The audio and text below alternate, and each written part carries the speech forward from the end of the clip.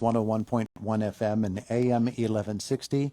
He is Indiana Borough Police Chief Justin Schawl, joining us here this morning on this January the 3rd, our first visit of the year 2023. Good morning to you. Good morning. It's good to have you with us. Our conversation is brought to you by Marcus & Mack, voted best personal injury law firm in the Best of Indiana County contest. Marcus & Mack, a law firm representing injured people. So 2022 wraps up and 2023 begins. Do you actually do reports on an entire year's worth of things, summing things up about how it went in a given year?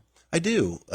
Every year since I've been chief, I provided Borough Council with an end-of-year report. It's basically a look back and a look ahead. So we talk about the things we've accomplished or that we've been through in the year past, and then I try to vision forecast for the department, where we're headed, what we hope to achieve in the coming year, and generally it's the same. We want to always be moving forward. We want to always be focused on increasing technology and wellness and, providing peace, safety, and comfort. So we have a sound mission. It's just a matter of how we go about accomplishing that mission every year and what challenges we forecast in front of us. Mm-hmm. A lot of organizations will establish goals at the beginning of a year. And I'm assuming that you do that as well for your police officers? Well, our goal is our mission. That's to enhance the quality of life of our residents. That's to provide the highest levels of service and to focus on peace, safety, and comfort. So those are the goals. If everyone in town feels safe, is having a good life, then we're in good shape, and we're certainly achieving the success that we need to achieve. Yeah, I'm sure there are statistics that go into any report that you make up, but it's not about statistics, is it? No, it's not about statistics. I mean, we can provide lots of numbers, but at the end of the day, it's the absence of crime, the absence of activity is actually the perfect state that we can be in. Mm-hmm. So we do a lot of things proactively to prevent. Not that we're not reacting to negative things, reacting to crime that's occurring. Not that could sit here and tell you that we can stop everything, but we are trying to be proactive. And being proactive, the attempt is to actually lower the statistics as opposed to increase the statistics. So although there are some things that can be quantified and should be quantified, because what we can measure we can impact, and that's always a good thing.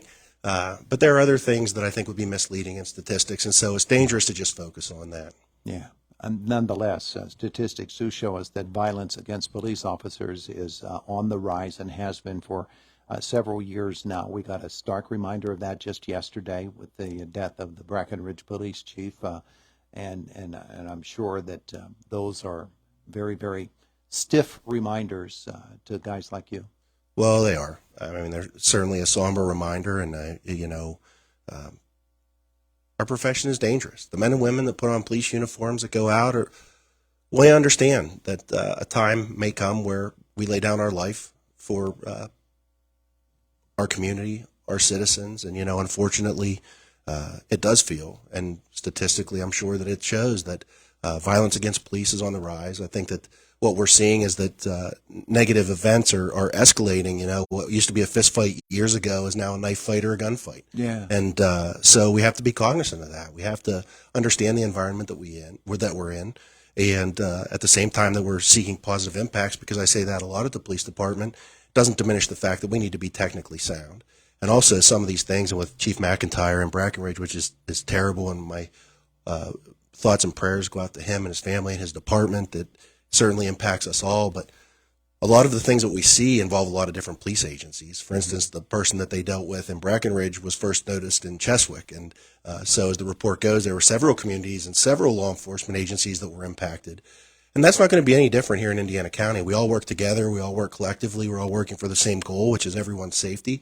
And so when things like this happen to one of us, it really does. It affects us in ways that probably are extremely profound, although we don't often have a lot of time to reflect on that. Well, those dangers don't always present themselves as the great dangers that they end up being. It could be something that we might consider mundane, but I know in your profession you can't consider anything to be something that is routine or something to take lightly. That's right. We, officers don't have the luxury of being complacent. Because if we're complacent, we let our guard down. If we let our guard down, we could potentially be putting you in danger. We could potentially be putting ourselves in danger. The call that we handle is not often the call that we think we're going to. And that's just by virtue of We're often getting third-hand reports. Someone sees only a part of something, so they report a part of something, and it's actually based on something much larger. We're stopping a car for perhaps a burnout taillight, or driving through a stop sign, and the person in the car has just committed a criminal act and believes that they're being stopped for that criminal act, and they're trying to defend themselves, and the officer is thinking, well, if the officer were thinking this is a routine traffic stop, then that becomes very dangerous because we're already disadvantaged. But we've been navigating this my entire career. Yeah. We've been navigating this, I'm sure, for the entirety of our profession, and we are professionals.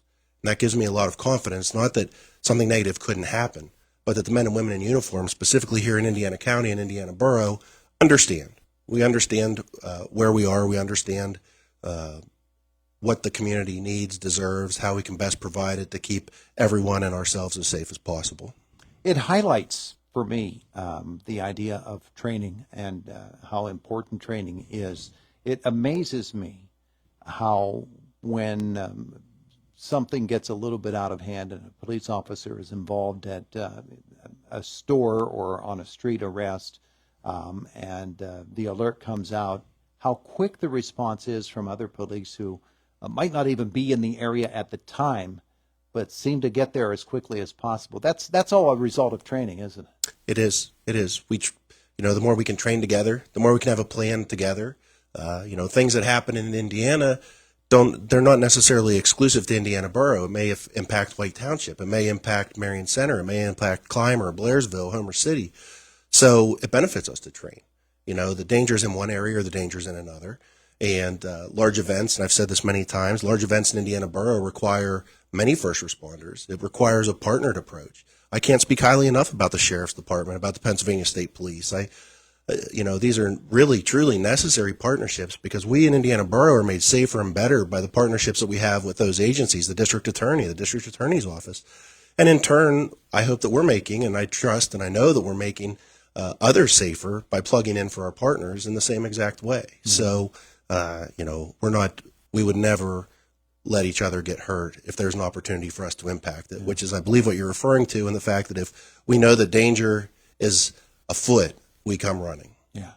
He's Indiana Borough Police Chief Justin Schawl joining us this morning, our initial visit of 2023. The school buses were running again today, and school is back in session, and we get more to the, I just use the word routine, we actually get back to the routine of daily life for people in their workplaces and school settings and all of that. And I know that you have a great concern for the safety of kids and schools, and police are much involved in school life, aren't they?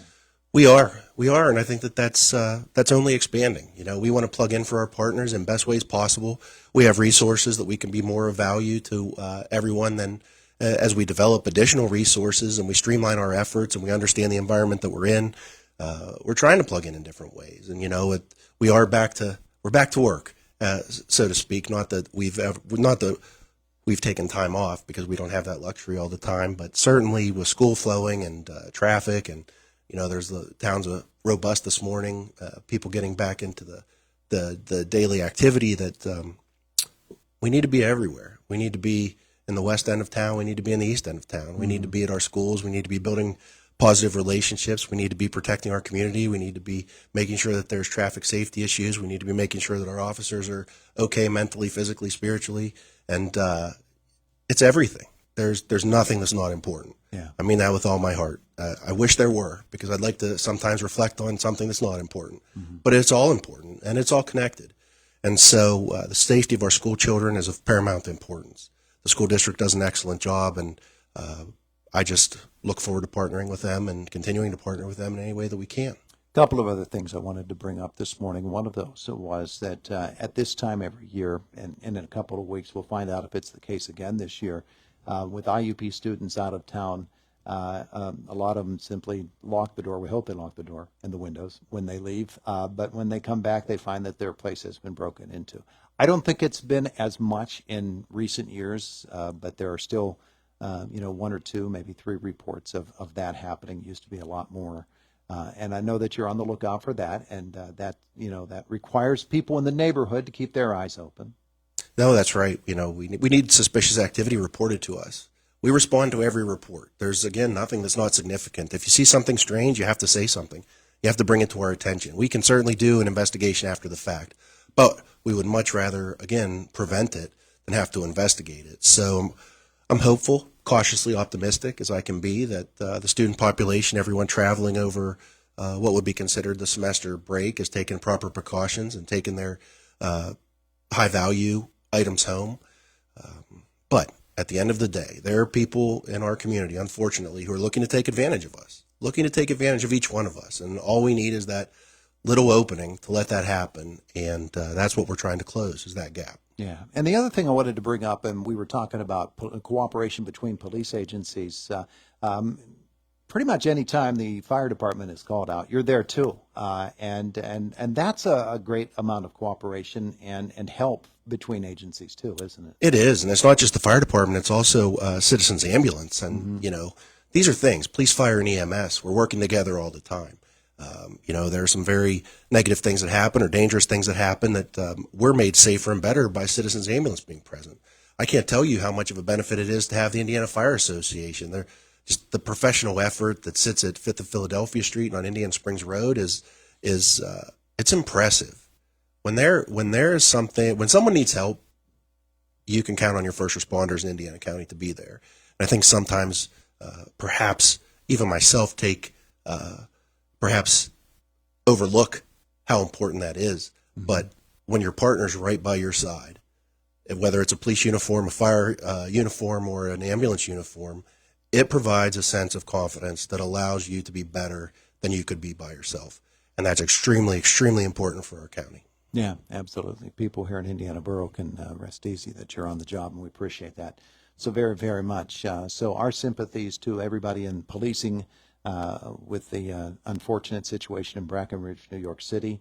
They had difficulties over the weekend as well. It seems like it's everywhere across the country. It doesn't matter how big or how small your town is. It is. We're all impacted. Yeah. Police Chief Justin Schawl with us this morning. We appreciate that. I appreciate being here.